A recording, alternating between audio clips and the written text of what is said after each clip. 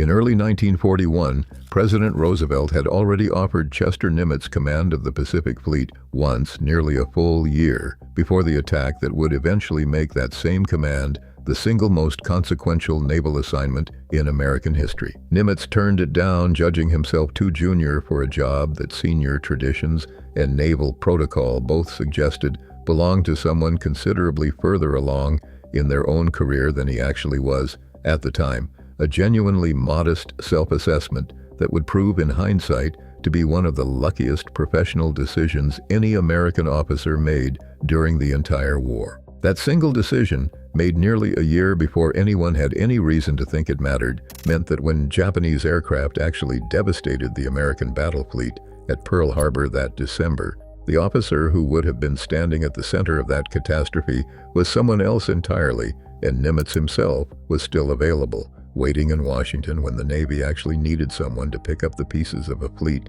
that had just suffered the worst single day in its own entire history. This is the story of why the Pacific Fleet lay in ruins at the end of 1941, and the specific reasons Franklin Roosevelt reached past 28 more senior admirals to hand what remained of it to Chester Nimitz instead of any of the considerably more experienced candidates already available to him. Every week we take apart a moment when a war turned, the people who made it happen, and the razor-thin margin between disaster and victory. Subscribe if that is the kind of history you want more of.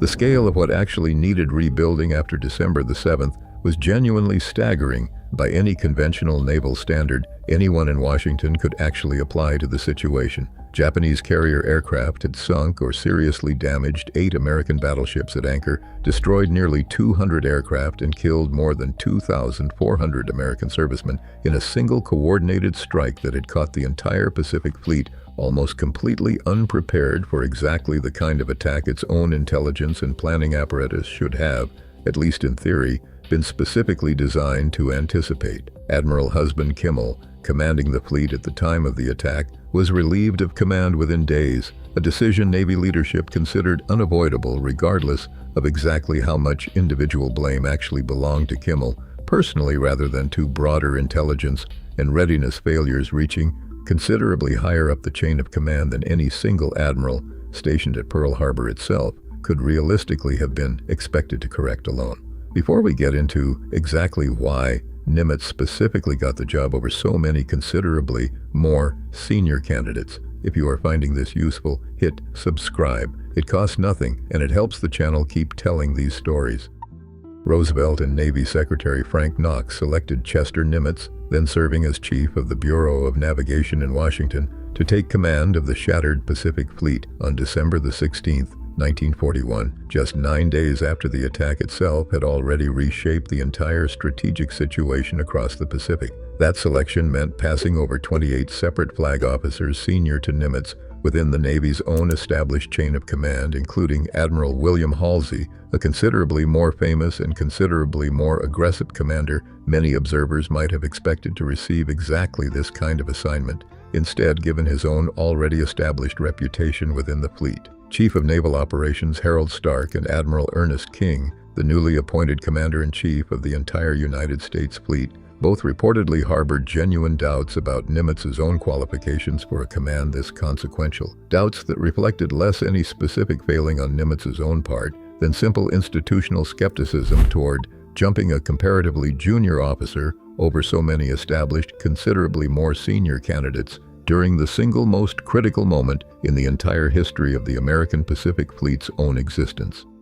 Nimitz's own actual career record, once examined closely, revealed exactly why Roosevelt had specifically chosen him, despite that same institutional hesitation from within the Navy's own senior leadership structure. He had commanded vessels ranging from submarines to full battleships across a career spanning nearly 4 decades of continuous naval service, held genuine technical expertise in diesel engine design most of his own contemporaries never actually developed to a comparable depth, had already advocated specifically for integrating aircraft carriers more fully into standard battle fleet formations years before Pearl Harbor made that same argument suddenly urgently relevant to every naval planner in Washington, and had spent his own recent years as chief of the Bureau of Navigation developing exactly the kind of deep, comprehensive knowledge of the Navy's own officer corps that a commander facing the task of completely rebuilding a shattered fleet's own leadership structure would genuinely need to actually succeed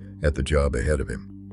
Roosevelt's own instructions to Nimitz, delivered through Secretary Knox, reportedly carried a bluntness rare in formal presidential communication of any era, a directive that left genuinely little room for ambiguity about exactly what the president himself actually expected from his newly chosen commander. Tell Nimitz to get the hell to Pearl and stay there until the war is won. Nimitz arrived at Pearl Harbor on Christmas Day, 1941, traveling in civilian clothes aboard a flying boat that touched down in East Loch under a steady gray rain, and through the haze he could already make out the sunken hulls and crazily jutting wreckage of the same battleships Japanese aircraft had destroyed less than 3 weeks earlier, a genuinely sobering first look at exactly what he had actually been handed to rebuild from almost nothing resembling a functioning battle fleet. Nimitz spent the following 6 days in continuous conferences and briefings absorbing the full, genuinely dismal scope of his new command's own actual condition,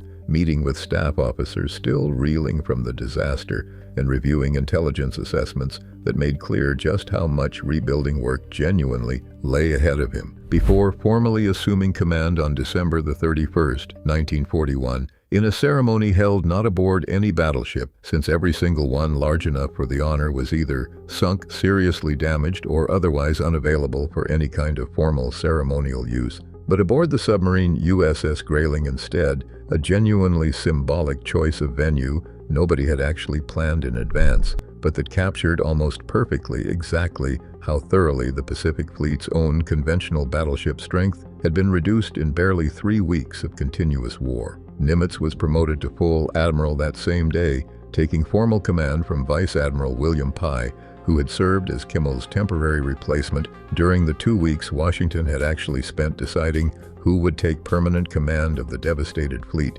going forward into an uncertain and genuinely dangerous new year.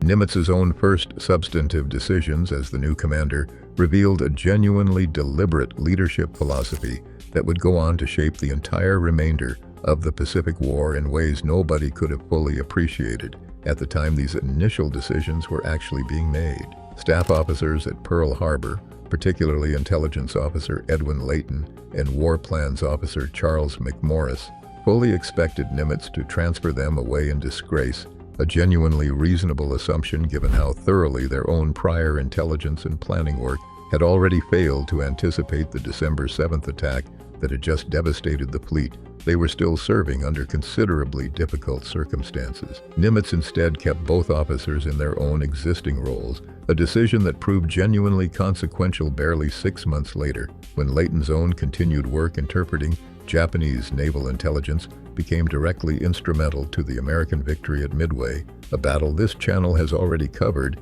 in considerable detail from an entirely different angle, focused specifically on the code-breaking effort Layton himself helped lead. Nimitz also personally visited the disgraced Kimmel and reportedly told him directly that the same thing could have happened to anyone, a genuinely gracious gesture from the man who had just been handed the command. Kimmel himself had lost only weeks earlier, a moment of genuine personal kindness that revealed something important about exactly the kind of leader Roosevelt had actually placed in charge of rebuilding an entire shattered fleet from the ground up.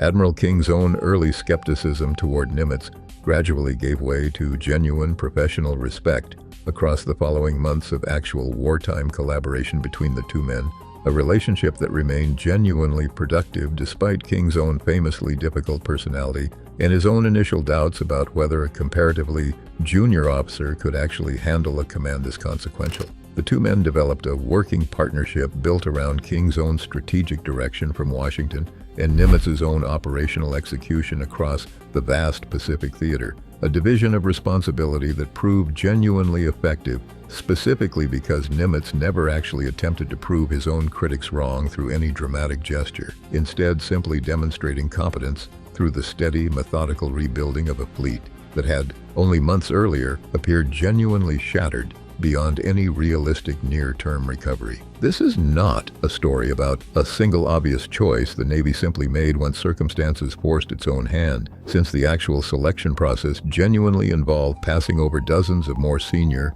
more conventionally qualified candidates in favor of an officer whose own eventual success was far from guaranteed at the specific moment Roosevelt actually made the decision to place him in command. It is a story about how thoroughly a single declined job offer nearly a year earlier, and a single presidential decision to prioritize genuine competence over strict seniority during the Navy's own single worst crisis in generations, ended up placing exactly the right officer in exactly the position history actually needed him to occupy for the following 4 years of continuous Pacific War fought across thousands of miles of open ocean.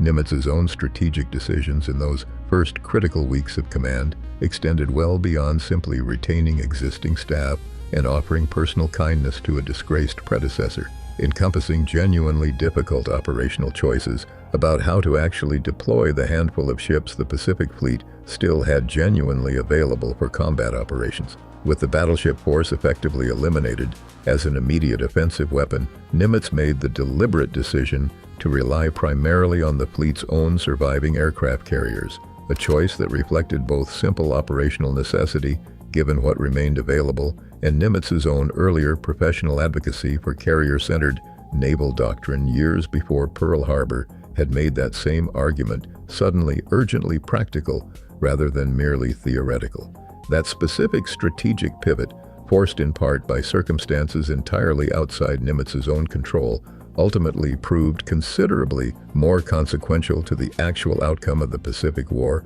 than anyone could have fully appreciated during those first genuinely uncertain weeks of 1942. Since the carrier-centered Navy Nimitz's own early decisions helped establish went on to win every single major fleet engagement of the entire remaining war.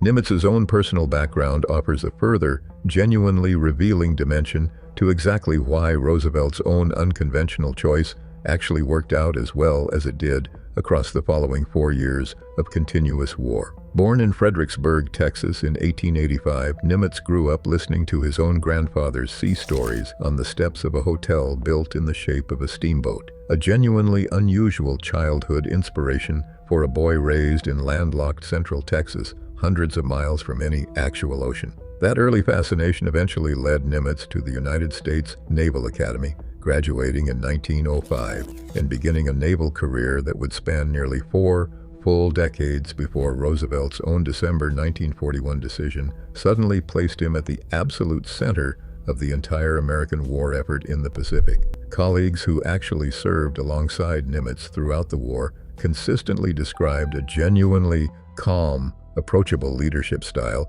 An officer who took long daily walks with his own chief of staff, encouraged his considerably overworked staff to take regular tennis breaks, and maintained an easygoing personal demeanor that stood in genuine contrast to the immense pressure and responsibility his own position actually carried across every single day of the war that followed.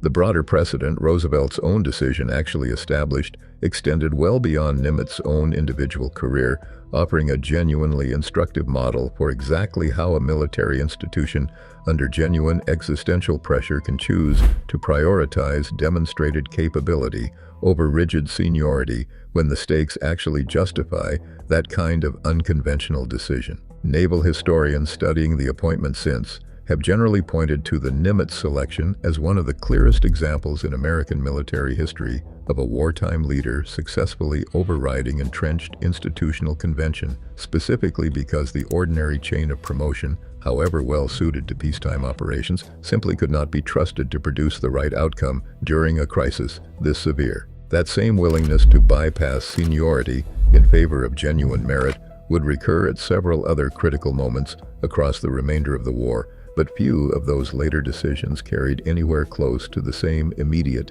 visible stakes as handing an entire shattered ocean fleet to an officer 28 names down the Navy's own formal seniority list within days of the single worst defeat the American Navy had ever actually suffered.